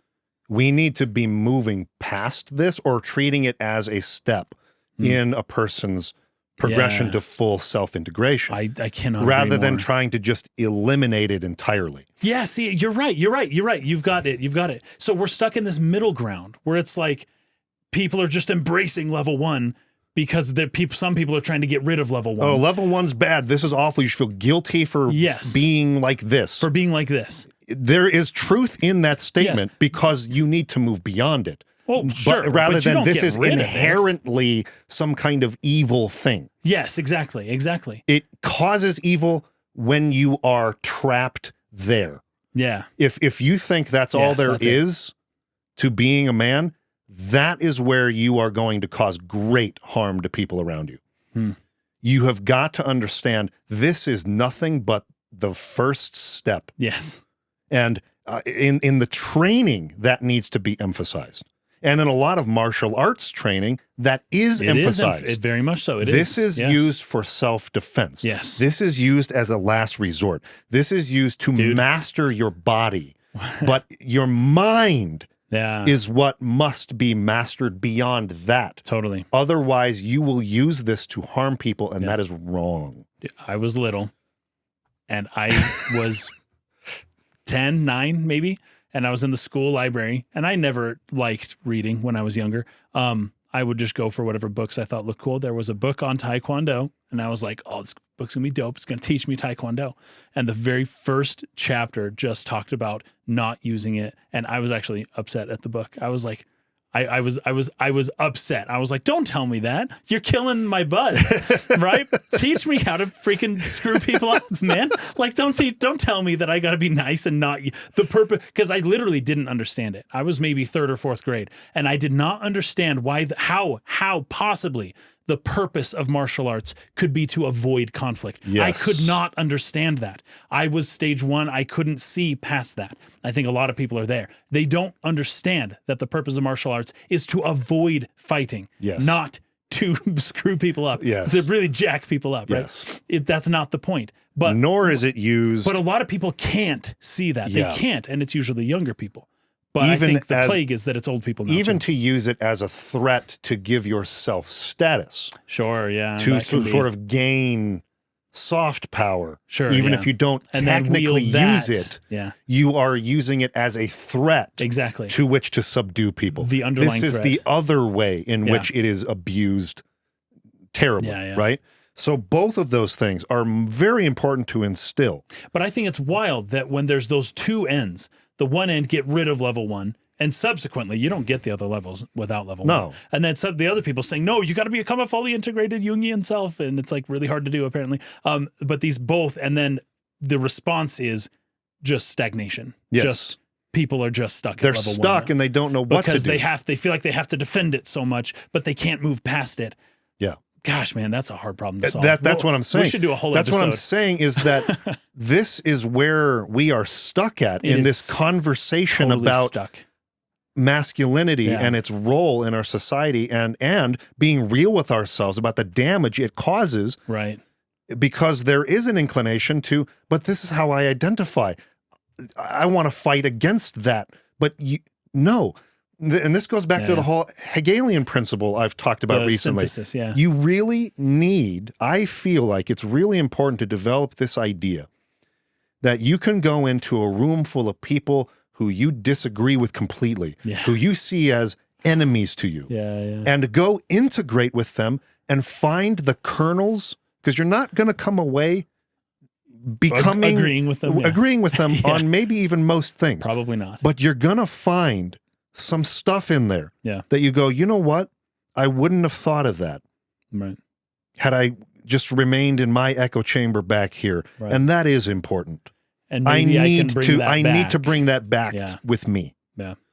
He was huge on that. And I'm huge on that. Yeah, and that's what we need to be doing in our conversations. Right. Our conversations and our debates and our dialogue, in our disagreements, should not be done with the purpose that we're going to fully convince this person to completely abandon their ideals for ours. It's almost like we need to erase that possibility from people's minds, that's even a possibility. It's not going to happen. Right. Don't think, because people really are trying to do that. And it's like, look, okay, maybe once in a blue moon, but like really, this isn't going to happen. You really ought to consider it a victory if you both walk away from this understanding each other a little bit better. Yes. But people don't think it's a victory unless you dunk on the other guy and totally either humiliate them or convert them. Stage one masculine thinking. And that is 99% of all content. That's what I'm talking about. Internet. I hate it. Yeah. I freaking hate it. I feel so strong the need to fight against that. It's just burning inside of me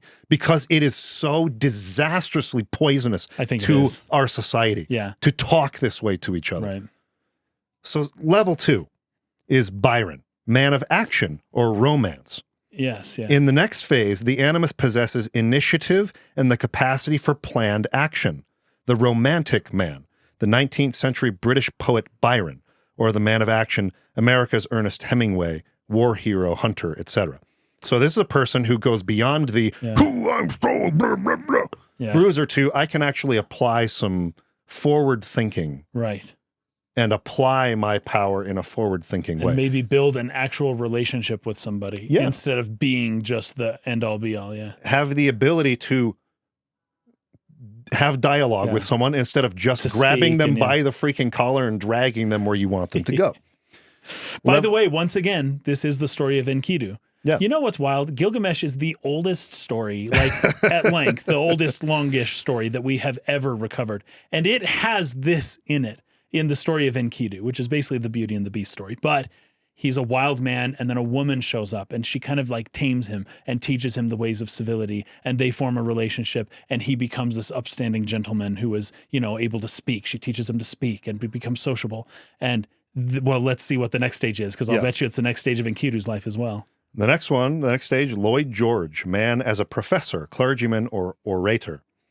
In the third phase, the animus becomes the word, often appearing as a professor or clergyman, the bearer of the word. Lloyd George, the political orator, the great political orator. And then the final stage, Hermes, man as a spiritual guide. Yeah. Finally, in his fourth manifestation, the animus is the incarnation of meaning. On this highest level, he becomes, like the anima, a mediator, who is Ashitaka in every instance of this movie, yes, a mediator. Yep. A mediator. Sometimes it doesn't work, and sometimes it does, but he's always playing that role. He's always a mediator of spiritual profundity. Jung noted in mythology, this aspect of the animus appears as Hermes, messenger of the gods. That's right. The one who goes in between worlds. Yes. He goes down to the people and then back up to Mount Olympus. Yes. As someone who exists in that transition point between the two. Yes. That's very good. In dreams, he is a helpful guide. Like Sophia, who is the fourth level of the anima, right. This is the highest level of mediation between the unconscious and conscious mind. In his book, The Invisible Partners, John A. Sanford said that the key to controlling one's anima or animus is to recognize it when it manifests and exercise our ability to discern the animus from reality. So, this is why I say that Ashitaka is perhaps the greatest, maybe except for in stories like Enkidu and other like ancient myths. In the modern context, as far as media I have consumed, which I admit I'm not necessarily the most well-read or the most well-watched person in the world. But as far as what I have seen, Ashitaka represents the greatest example of fully integrated masculinity, strong masculinity that I have ever seen. Yeah. And he is calm, he is a mediator, he acts in love, and everything he does is for the purpose of bringing peace, right? Not in instigating or elevating or escalating violence. And a lot of the ways that our current mentors and influencers go about mentoring and influencing our boys is to instigate the opposite effect. Violence. Yeah, true. To talk about their enemies as if they are a thing that must needs be destroyed. Using terminology like Ben Shapiro, who's always destroying with his logic and reason, right? The whole facts and logic. The whole meme. That terminology, destroy with facts and logic, is missing the point. How about helping people see eye to eye with facts and logic? How about dispelling violence with facts and logic? How about helping the world to receive more peace with fact? Why are we using the term destroy? Because the internet clicks on that word. And that's because does not click on people peace and are love. stuck in that place where we're all fixated on Tarzan. Oh, we have to destroy it. Oh, no, it's natural. It's important. Both are true. Right. It's natural, important, and it must need to be destroyed in the sense of elevating past it. You've got to get beyond that. Right. If you want to truly integrate masculinity that is helpful and healthy for society. Yeah. Gosh, why didn't the word that became viral convinces? Why wasn't the word convinces the one that became viral? Why was it destroyed? Is it better to destroy or to convince? Right? Or persuade or to influence? Or why is it destroy? And I know why. I know exactly why it's destroy. That's a powerful word right there. And it's much better to destroy. Scarier. Much better. It's much more potent in the mind, that word, right? Destroy instead of help. Ben Shapiro helps with facts and logic. Just doesn't roll off the tongue as well. But that's not even really his goal, I don't think, though. No, the other people made those videos. He didn't make those destroy himself. Sometimes. He kind of approaches it as a debate. He's talked about this. As an aggressive thing. And again, his public stuff is like that. Yeah. Listen. Again, I don't want to focus on the outside ideologies and voices. I brought up his name because it's a meme, and I was trying to remember the meme. Destroyed with facts and logic. Not because I'm here to... Because that's not what's important. I'm not reaching out to them. I'm not going to convince these people. Right. I'm hoping to talk to the people who are looking for someone out there. Yeah. And are hearing these words like destroy with facts and logic and beginning to form and attach themselves to this is what it means to integrate myself and to make my impression on the world. Right. This is what I need to do in order to make the world a better place. I need to go destroy my enemies with facts and logic or otherwise, which is much worse. It's just, you talk about, I don't even know if I should bring it up. Maybe we could delete this one, but just to get the idea out there, a religious person is using facts and logic to destroy things. There's something weird about that. It's very weird. There's something very weird. It's very weird. It's almost like there is something that can be destroyed with facts and logic. It might just be religion itself. I know. And I say that self-aware as a religious person. I don't know what exactly to do about that, but I think Miyazaki is dealing with that concept in this movie, is that the worlds of facts and logic is the world of metal and iron and guns and technology that can cure leprosy. But the world without the facts and the logic, the world of feeling and mythology and existing in a forest surrounded by life, that's not like facts and logic per se. That's not the rational mind. That's maybe more of the mythological mind, the mythopoetic kind of, the way that we just kind of exist in the world without being overly rational about everything. And Miyazaki's very sympathetic to that, while at the same time admitting that facts and logic got a point, and it's going to destroy all this other stuff. Yeah. But we're really missing something when it does, Yeah. So I do think there's an irony there. There's an irony in it, and there's also a balance. So I want to come back to that yin-yang symbol. Yeah. There is a balance between the facts, the logic, the logos, right? Yeah. And then the intuitive. The mythos. Yeah. And you need to have those things in balance. Yes. You can't destroy one of the other. Yeah.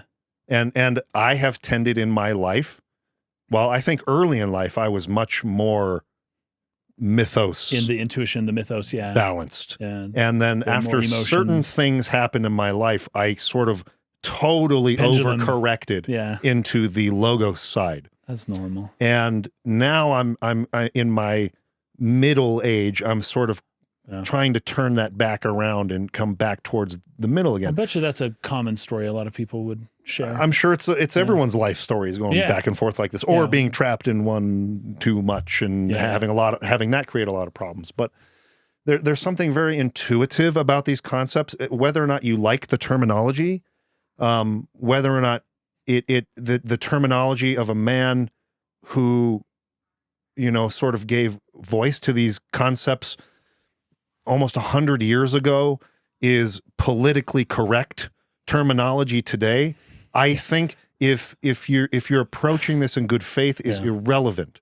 Right. Because you can use different terminology and apply the same principle, and it still, to me, feels very correct. Somehow.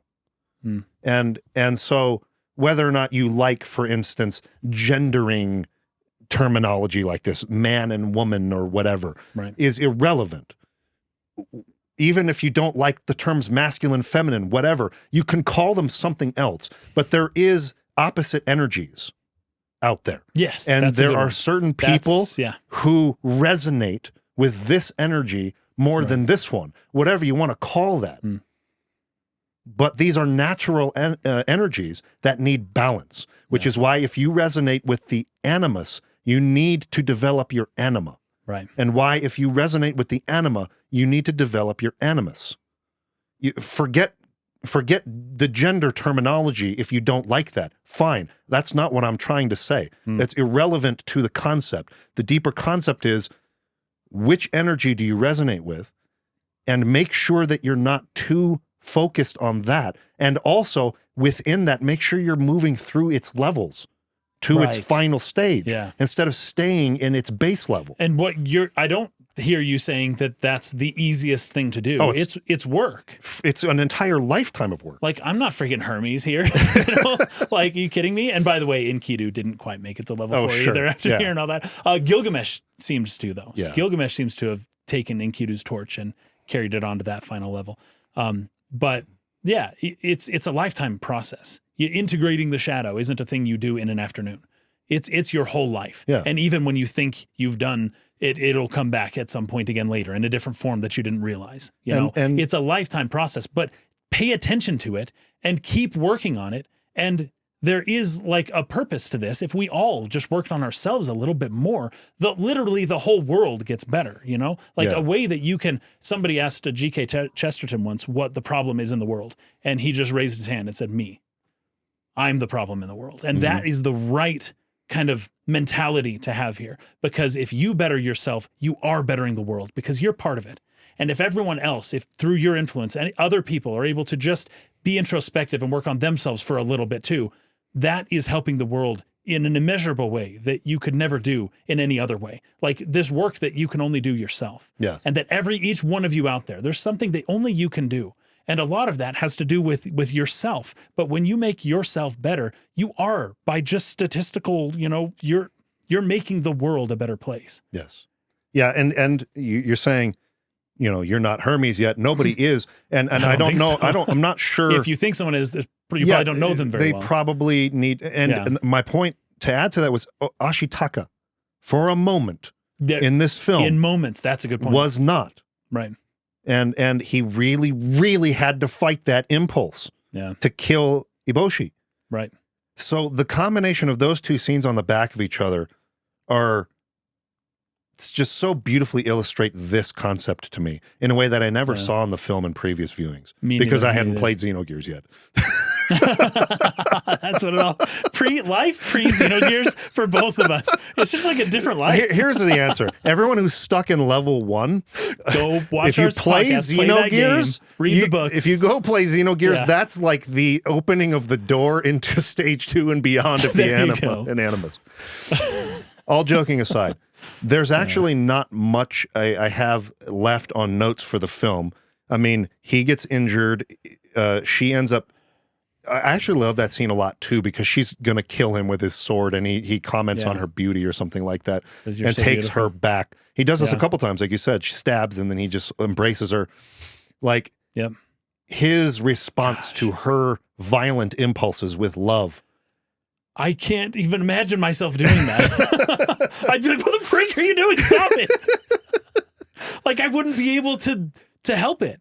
Yeah. But when I see it, there's something so, once again, the word admiration comes to mind. Again, there's something so admirable about him doing that I, just like I said before, I would love to be the kind of person who could say, as Joan of Arc is reported to have said, don't pity me. I was born for this, right? Yeah. I also want to be the kind of person who can get stabbed and respond with love. Yeah. That's the ideal. There's 2 life goals that I've learned from this podcast. That's the ideal. Yeah. That is what our mentors out there should be displaying as the ideal. We should be pointing to Ashitaka and saying that's what it means. This was, let's just put it this way. This is my takeaway from the film now, and it's why these 2 films we've done of Ghibli's are my favorite. It is a perfect display of the fully integrated anima and a perfect display of a fully integrated animus. The best I've ever seen. The best of both. Yeah. These are the 2 sides of the yin-yang. These movies are like the yin-yang of Ghibli films. Yeah. They're perfect. That's actually a good point. In that sense. That's a good point. Now, that's a video idea right there. The latter half of the film gets into a little bit more of, I think, what you took away at the end about the fading of the old world. Yes. And the moving into a new phase. And the sadness of losing the mythos to the little logos. bit. Yeah, it's very sad. It's something that, like, I'm with Miyazaki, man. Like, I don't celebrate the loss of God and the gods from the world. I think it has not been a great thing. But I do take hope in that last shot of the forest that he shows there. Because even Sun says at the end there, she says, this isn't the same forest. This is a different place now. The gods are gone. And this is, well, you could read it as we are the gods now. That's what a humanist, that's what a lot of people would probably read into that. But I don't think that's what Miyazaki's saying. I think he's saying that these powers will still rule over us, even if we can't see them. And we still need to give them the proper respect as if they were gods, because it's a matter of definitions as to whether or not nature is a goddess or not. It's just a matter of definitions. And we seem to have defined ourselves out of even thinking about that as a possibility. But these things have power over our lives, and we need to coexist with them in a way that humans maybe were better at a long time ago and maybe are worse at today. And to that end, I agree with Miyazaki 100%. And I think that the mythos needs to be brought back. Maybe it doesn't need to consume everything, because he even shows that even the nature is brutal. Yeah. Like even the spirit, before it gets its head blown off, it's walking on the ground. And what happens as its feet are touching the ground? The plants experience a full cycle of life. They bloom and they blossom, and they immediately then shrivel and die. And he even walks up to a tree and blows on it, and it just shrivels and dies. I don't think Miyazaki's saying, isn't, like a lot of environmentalists do, isn't nature so great and perfect and nature's the best and we're bad and nature's good? It's like, that's not, I don't think that's what Miyazaki's saying.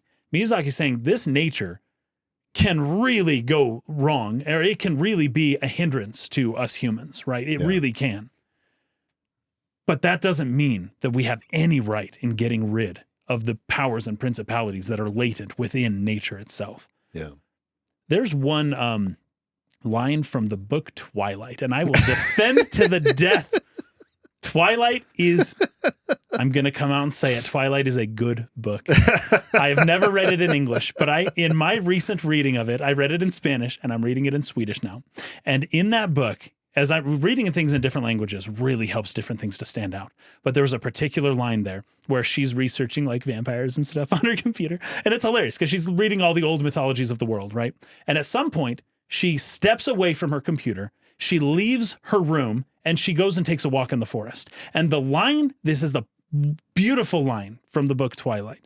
She says that as she walks through the forest, she begins to understand things a lot better. And she says that the old myths make a lot more sense when you're out in the forest and not alone in a room on a computer.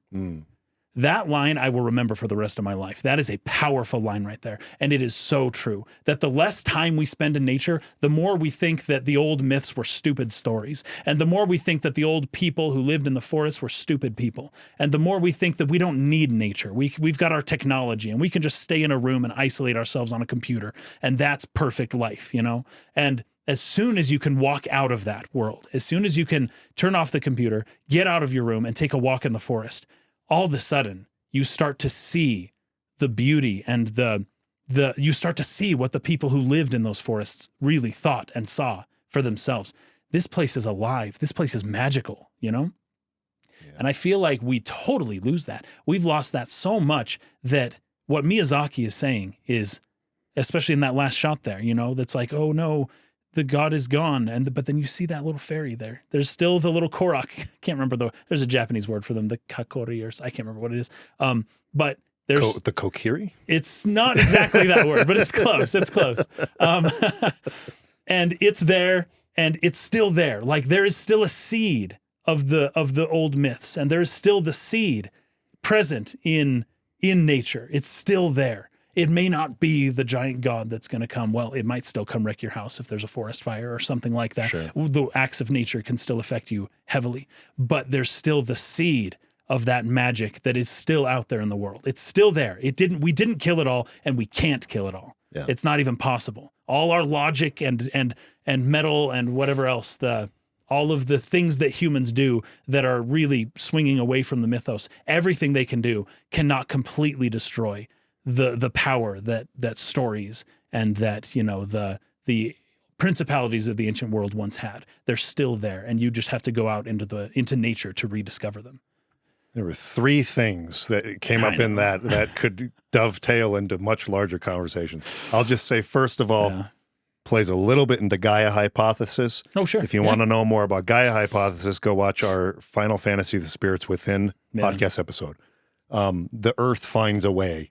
Somehow finds a way. Yeah. Or Jurassic Park. That's another one we did. Yes. Both of those kind of touch on that concept of we can't kill nature the way we think. There will always we have this be a ego seed that we didn't that we seem to notice. think that we're capable. We're part of nature. Nature made us, and nature uses us too. We're not as powerful as we think we are. Yeah. So that's that part of it out of the way. I'm not going to go down that rabbit hole right now. I wanted to maybe touch on the sadness you're talking about with losing the gods. Mm-hmm. And maybe frame it in this way that might bring this ending together and with a little bit of a different framing that maybe we'll see. If it's We're the Gods now, I'll be very disappointed. That's not where I'm going with it at all. Very good.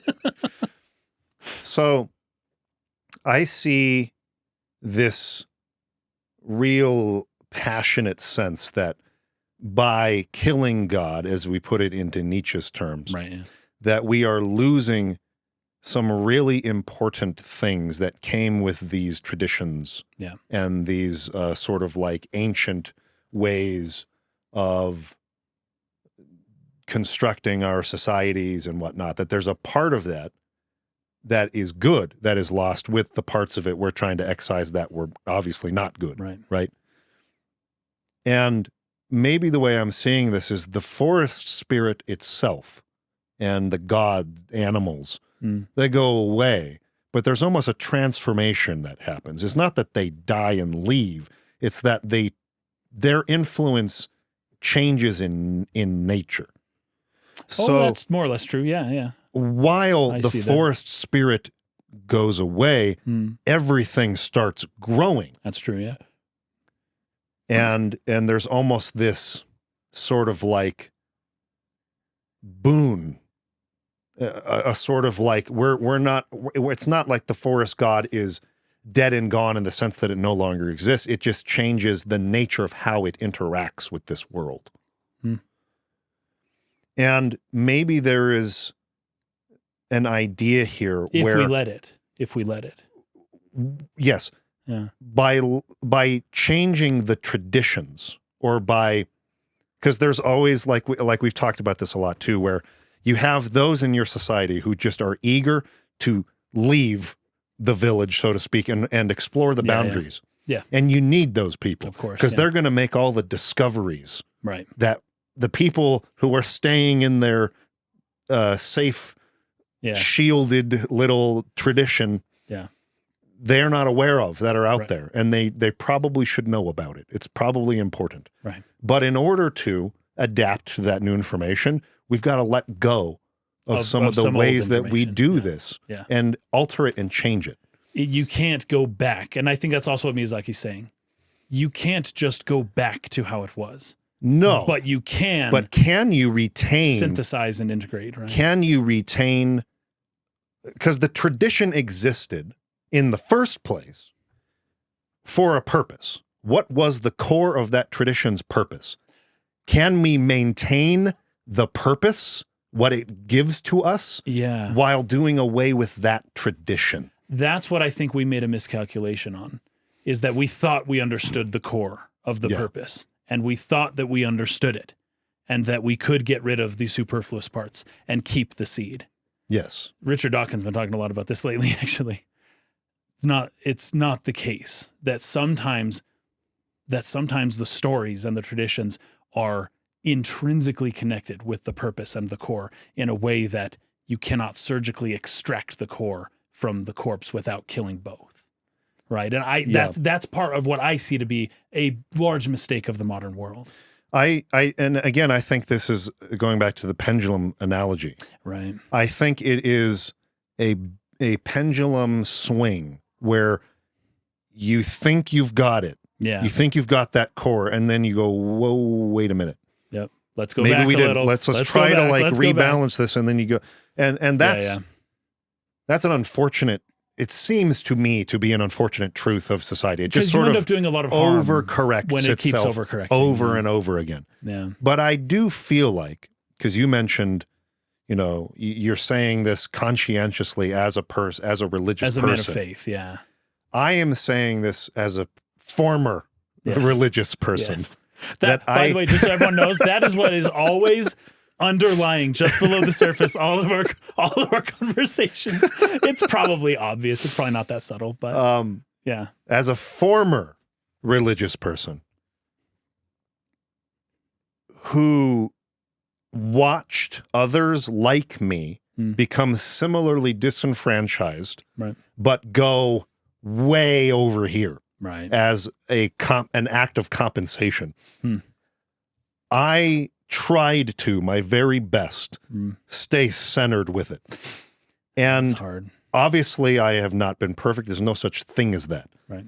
But what I feel like has been true is that in the midst of all the noise, that I feel like, at least in the ways that are important for me, that I have retained the core of what was good in that former tradition, the things that former tradition taught me that I think are vitally important into becoming the kind of man that I think Ashitaka is, or the kind of man I want to be, a fully integrated man.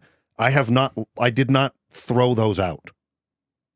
Like, I was able to see the core of what it was trying to say with saying that tradition I might not believe in. Right. I might not believe that is true. Right. That story is true.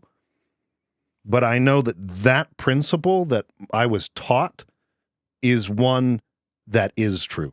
Right. And I think in order to do that, you got to have the inclination, you got to have the maybe temperament to control the impulse to get so angry at feeling lied to. Right. And going, okay, that's something I should reject wholesale. I'm kicking the door down on that, and I'm going all the way over here now. Right. Because you will lose those kernels we're talking about, going into the camp of your enemy and finding those things that you need to take away from them, that they've got right that you don't have right. Right. You need to take those back with you. Yeah. I have not been perfect at this by any means. I have had my arguments with people online and my desire to defend myself, right? And to no, you don't understand. You're saying all this about me, instead of listening calmly and letting the dagger enter and saying, and responding with love. Yeah. What is it about what this person's trying to get across to me with their violence that I can look past the violent part of it and say, this is important to them. There's something there. There's something that is feeding this passion in them. And there's probably something there that I need to take away. Yeah. Let them say the things they're going to say. Let them think the things they're going to think about me. Let them do the violence on me, and stay calm in that. React with love, and then take the kernel that they have to offer me. I've been horrible at this, I admit, but that's now what I'm seeing as this is how you get rid of the tradition, how the forest spirit no longer walks as the night walker, but that the forest itself can grow and remain healthy, and we can live in balance with it. A lot of what you say there resonates with me a lot. I think it's very powerful. And I would say, maybe this is ironic or not, I don't know. But obviously, who was the best example of what you just described? Oh, sure. Jesus Christ. Sure. And that is also another thing that it just underlines just the way we were raised and the way we see the world and the way the civilization is and what we consider to be like a good person or not, you know? Yeah. And there is something very true about that. At the same time, I'm so skeptical about, because I read so many stories to my kids all the time. And there was a time, probably in the 1800s, when maybe it was a little bit before that. What was it? Peralt, Andrew Lang did this a lot. A lot of people started trying to extract the meaning of stories and really just doing away with the stories. I think John Locke and a lot of people, they really just didn't like these old stories. And I have a personal belief that you do not get all of the core or all of the point without the story. That sometimes the story, like, because we talk about games and movies and these shows and things, and if you could just say the thing, then I didn't need to watch this movie. You know, if you could just give me the core, give me the, develop your animus, you know, okay, now you don't have to watch Princess Mononoke. No. There's something powerful about the story. I agree with this totally. The story itself. I agree with this totally. The way it's told, the way it's presented, you know, and yes, be it a story or not, be it containing, as we mentioned, this is a historical, what did you call it? A historical fantasy. Fiction. Yeah. And like, there are historical parts and there are fantastical parts, but this is almost as true a story as you can tell, right? And that there's so much there. And by getting rid of the stories or some of the actions, the way we embody a religion in terms of like physically things that you do, participating in the participation, traditions. right? And instead of just accepting the proposition of the core of a thing, that you participate in something or that you have a full story that embodies, unbeknownst to you, a lot more than just that core, that there's a lot of stuff there that isn't superfluous, and that you actually you do still need the story, you know, and these stories. And that there's something about the medium that supersedes even our ability to really capture it all.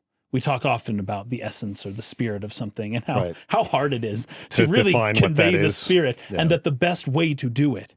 I talked a little bit about this in my conversation with Mix, but that if you're trying to describe a person to somebody, there's a bunch of facts and logic that you can like, hey, this is my friend Mike, you know, he's got brown hair. He's got like, what color are your eyes? Like bluish greenish? They're blue-green, yeah. Yeah, blue-green. Okay, bluish greenish eyes. He's, you know, he's seeing, you know, he's got like, he's tall, he's 6'2". He's, you know, he speaks English. Do you know anything about this guy based on like the facts? Oh, his heart beats at like, you know, like his resting heart rate is like 68 BPM, and then his blood pressure level, and like that doesn't tell you anything about the person. And as much as I try and hard to physically describe the material of you, I'm not going to get it. The best thing I can do before I say, yeah, I just got to meet him yourself. The best thing I can do is tell a story about you and say, you know what? Once upon a time, Mike was over here and he did this thing and it was this way. And I thought he would do the other thing, but he did this thing. And I thought about why, but then he told me why. And then he went off and did the opposite thing. And I was like, wait, why'd you do the other thing? And then, before you know it, the person I'm talking to has 1,000 times better understanding of who you are than any of the physical material things that I could have ever explained to you, be they exhausted for weeks or months. That one story would contain more of your essence in it, you know, than anything else you can do. And so I'm always skeptical about it. We got to start wrapping this up soon. Do. But I'm skeptical that even though we have a podcast of unpacking stories and trying to find kernels and cores and hearts and meanings and spirits and essences and all this kind of stuff, we really don't ever really succeed, in my opinion. We never really capture the whole thing. I agree with that. And at the end of it all is you have to just go experience it yourself. Yeah, and it requires multiple viewings. This is why I replay games over and over, and I watch movies over and over and over, and I get something different from it every time. And that's definitely true. And I hope that in all the stuff I said there, I did not suggest by any means that we should burn Bibles or something or get rid of the stories. You did the thing with your hands. You were like, here's the core, here's the story. And I'm like, yeah, but really though? Really? Because sure you didn't take anything out? You sure you didn't toss some baby out with that bathwater? You know what I'm saying? I would say that's all. And this is your life. Nobody with certainty can say yes or no to that. Then that is absolutely. But what I can say, probably the crux of my argument. What I can say is that when I adhered to the stories as if they were factual, instead of seeing the symbolism and the core of them for what they were meant to be, I think. Right. Yeah, probably. I did a lot more damage than I would have otherwise done. when seeing this as this is an ultimate truth, and like we talked about with Korra a little bit, like I'm so sort of convicted in this. I know it. I know this is true. Yeah. Which is a very big part of the culture of the religion we grew up in, is being so stoutly faithful that you know. It's not I believe, it's I know. I don't know anything, and nobody does. Very good. Yeah. But in acting as if I did, I started running into some problems, and I started to do some harm. I'm not saying everybody will. I'm saying that there is a danger in that. There is a danger in being so certain and so rooted in your specific tradition. And I think that being open to not getting rid of, as in eliminating it from existence, but in incorporating parts of it and incorporating parts of other things, you get a lot closer to what truth is than in staying in one place and considering I found it. It's all here. I think that is probably true. I think that more or less in what you just said, that I can agree with that. And that's probably a good place to end this. That's a good place to end. I love talking about this with you. Good. I have to say, I've learned a lot from you. Hey, I feel the same way. You're a beast. And I like this whole podcast, and being able to talk to you every week is just like, it's one of the highlights of my week. It's mine as well. And it almost feels like the point was Xenogears. It really was. It totally was. It really was like the launching pad. So funny. And I feel like my life has been different since we did that Xenogears breakdown. Yeah, me too. And in many ways, I feel like I've seen you sort of like just diving into this whole new world that maybe you were aware of but weren't forced yet to have examined closely. I hadn't yet held my nose and jumped in head first. Yeah. And have seen you kind of taking this journey that has led to me in turn learning a lot more things that has been, I don't know, it's just been an incredible part of my life that has enriched my life, has changed the way I think about so many things. And I appreciate the work that you put into it. I really do. It's a lot of work, and you have a big family and a lot of responsibility, certainly more than I have at this point because I don't have kids yet.